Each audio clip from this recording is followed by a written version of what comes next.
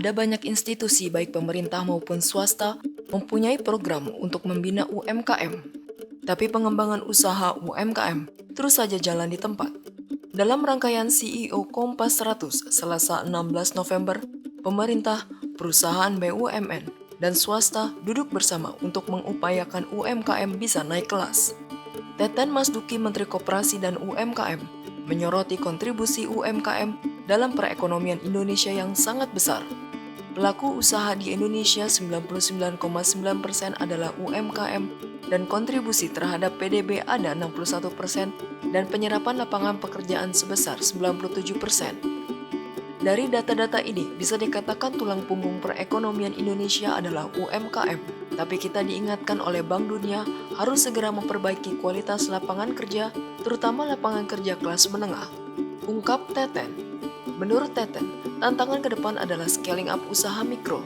Bagaimana membuat UMKM kita menjadi bagian dari rantai pasok industri nasional. Pendekatannya adalah perbaikan ekosistem UMKM melalui akses pembiayaan, pasar, dan pengembangan kewirausahaan. Kita menargetkan pertumbuhan kewirausahaan walau ada 65 juta UMKM, tapi yang masuk dalam kategori wirausaha kita baru 3,47%. Tutur Teten. Yang penting juga UMKM go digital. Pengalaman pandemik hanya UMKM yang terhubung dengan ekosistem digital yang bertahan dan bahkan bisa tumbuh. Tambah Teten.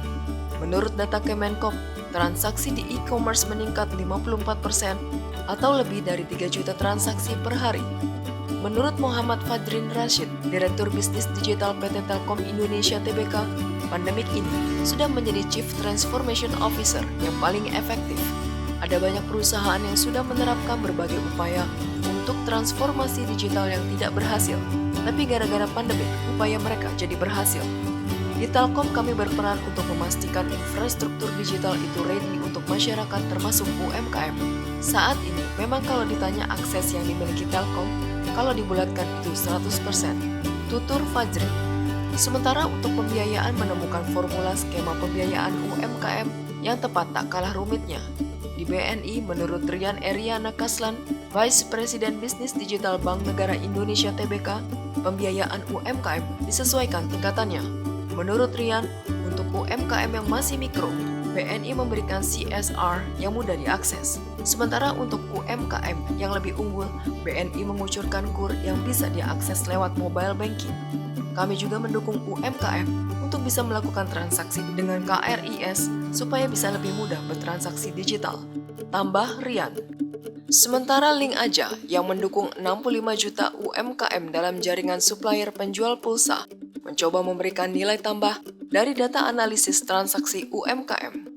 Aliran dana per bulan bisa 4 hingga 5 triliun rupiah dan ini bisa dibuat kredit scoring. Tutur Wibawa Prasetyawan, Direktur Marketing Link Aja. Di sisi lain, Blibli yang sudah membuat program untuk UMKM dengan Blibli Big Start sejak 2015 melihat banyak sekali suka duka.